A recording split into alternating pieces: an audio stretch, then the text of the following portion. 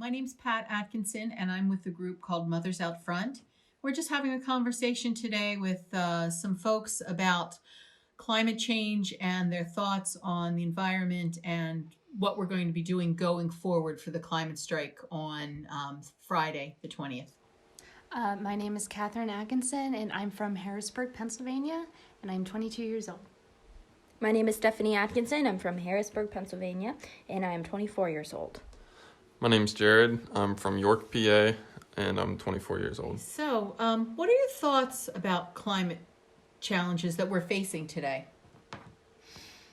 I mean, where to begin? Really, everybody just needs to get their head in the game. I mean, we talk and talk and talk, but if no action's put to it, then what good is our words? Climate change is a big issue that we really actually need to pull our stuff together on and truly face as not only a nation, but a world. You know, Mars is a great idea, but this is our planet. We need to take care of it. I think we need to make steps to combat deforestation and the loss of, or the extinction of many animal species. And it's not just a United States issue, it's an international issue. Where does this rank in your priorities as a young adult? Jared? This ranks pretty highly in my priorities. I'm an environmental engineer. I work with, I'm a water resources engineer specifically, so we work on pollutant reduction plans for the Chesapeake Bay and stream restoration projects, and we do some work with green infrastructure in Philadelphia too. I honestly, this is one of my top 10 priorities. You know, hopefully in the next 20 years, I want to have kids. I want them to be able to grow up in an environment where they're going to be happy and healthy. And in that environment, if we're not living in something that's sustainable, we're truly poisoning ourselves. And as someone in the health and fitness sector, I really do believe our environment affects our health substantially. So, thinking about that, Steph, how easily can you trust what's being said and by whom? Oh my God, that is a easy and difficult question all at once. It's difficult to trust anyone at this point because of all the misinformation from many different, media outlets and media streams. It's hard to truly get the facts, and even when we do get the facts, we're quite hesitant because we're not even sure if that's the truth. So, as a group, where do you get your information, Kath?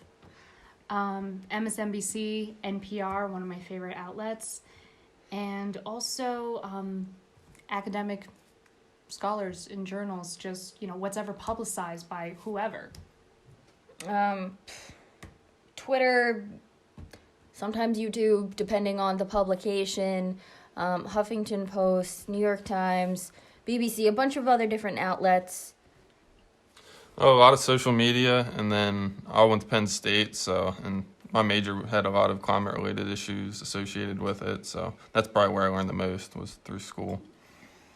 Okay, well, Jared, seeing that this affects millions of children worldwide, with increased rates of things like asthma and undrinkable water, have you noticed that it's often hurting the people that are least able to financially deal with this?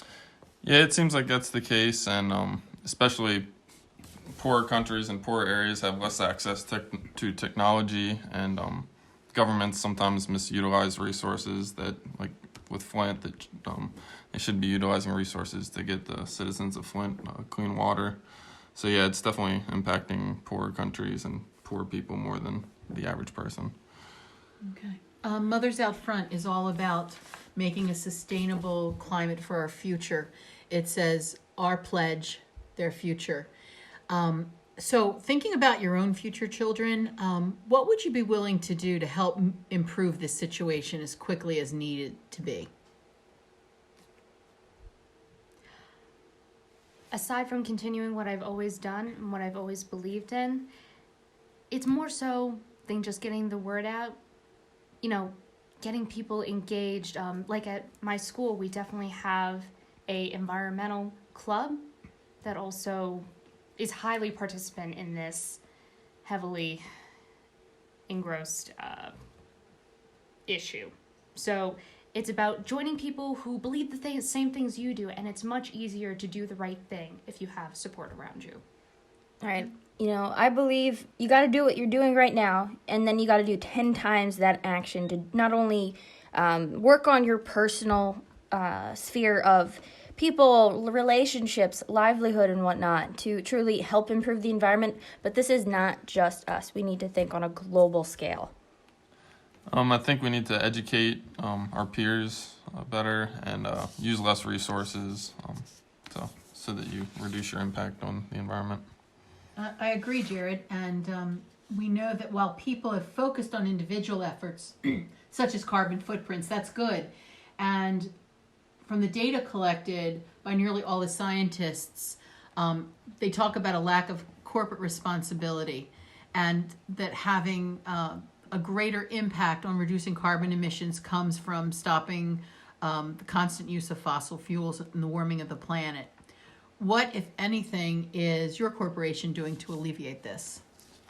So like I said, I'm an environmental engineer, so we work with municipalities to especially for MS4, which is municipal sanitary stormwater systems, which has an emphasis on clean water and reducing our pollutant runoff into our streams and the bay.